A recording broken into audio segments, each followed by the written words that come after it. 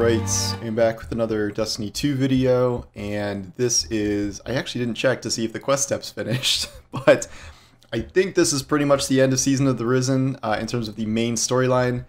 Today we got the third PsyOps Battleground, which was expected.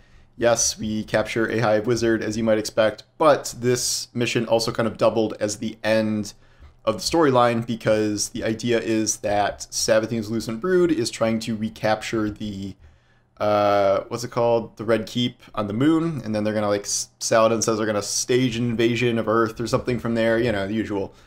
So we have to go in there and stop that. It's the same mechanically as the other ones, more or less. There's one segment in the middle where you just kill some wizards and dunk some moats, and that's kind of the only real difference. I didn't really recognize a lot of the Scarlet Keep areas that they used in this. I don't know if they were new for sure, but like there were definitely some segments that I did not recognize that seems like they built into this area.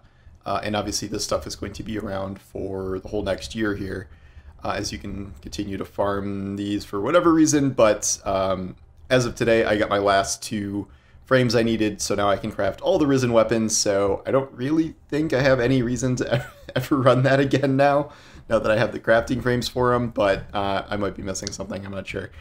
In any case, the big highlight this week is kind of the overall story, which was really good. It started off with me yelling at Crow. So what happens at first is you go on this mission, and Keitel is running it with us and Saladin and Zavala. Keitel actually sends down, like, in this segment, there are, like, allied incinerators and centurions and stuff occasionally, which is kind of cool. I saw a giant incinerator, like, stomp a bunch of Hive Thrall, which instantly died, which was very fun. So that's cool. But Crow is missing during this mission, during the first narration of this mission. If you replay it again in the playlist, Crow is actually on comms, which is a little strange, but they changed all the dialogue, so it's not like the story mission anymore. So Crow's missing. Saladin's like, I don't know what happened to Crow. We gotta find Crow. So we go back to the helm, and Crow is in there in the psychic, whatever, psychogenic torture chamber thing with the Scion that is dead. So that's not great. And he's like on his knees, like very sad. And what happened is that he was trying to free the Scion from the psychogenic thing, but because he's a moron and doesn't understand Cabal tech, he just like it's like hard unplugging your computer, so it just essentially crashed the Scion's brain and it died. This is bad because we're already kind of on shaky ground, because we opened Witch Queen attacking a bunch of Keitel's troops for some reason on Mars, which wasn't great.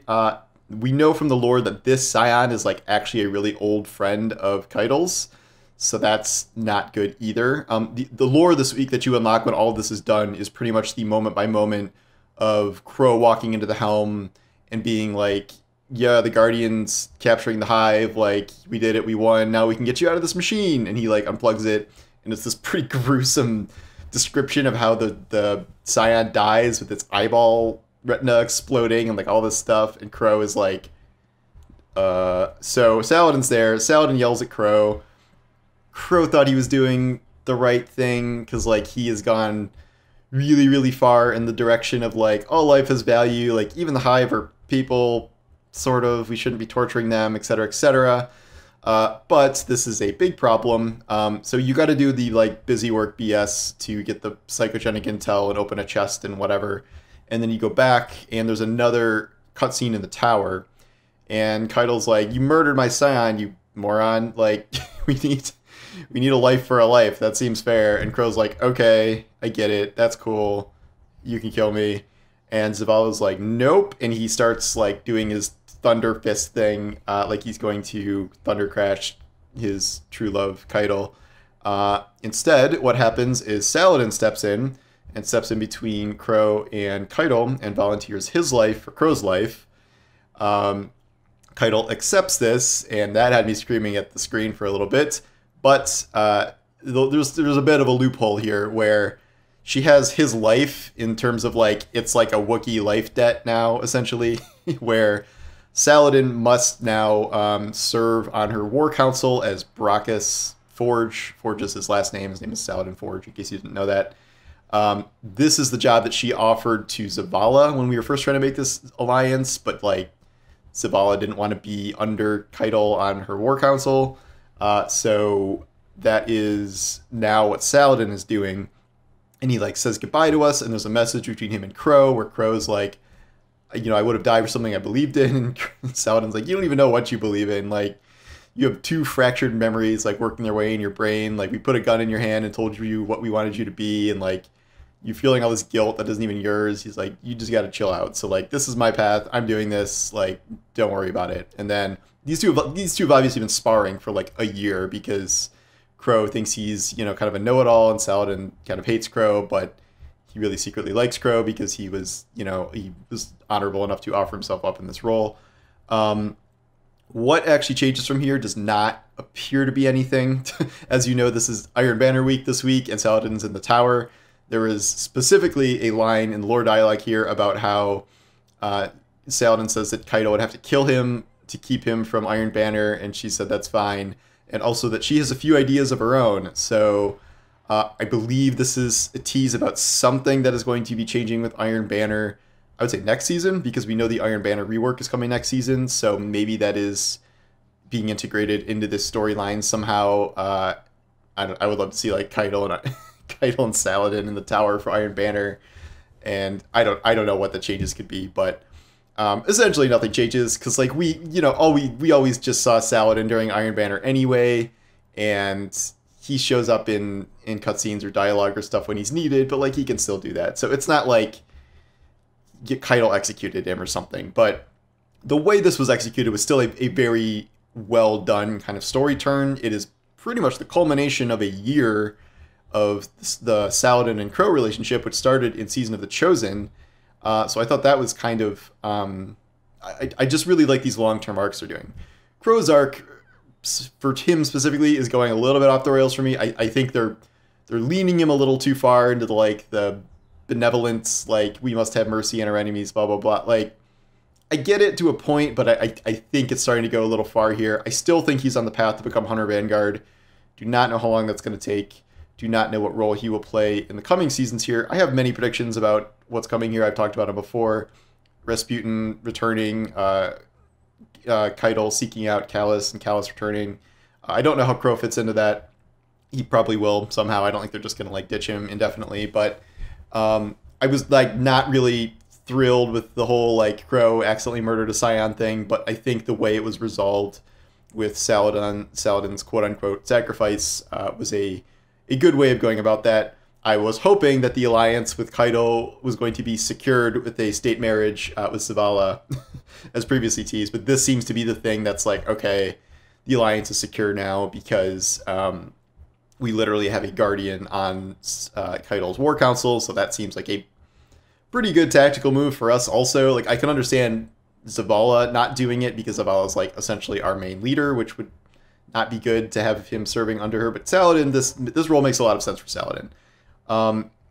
I have not done anything else this week. I need to get some Lucent Moths. There's some more lore there. I don't know if there's new Savathun Altars of Reflection. Maybe there is. But that's kind of all the main story stuff. Again, I'm not 100% sure this is like fully the end of Season of the Risen, but this seems to be kind of the main finale to a certain extent.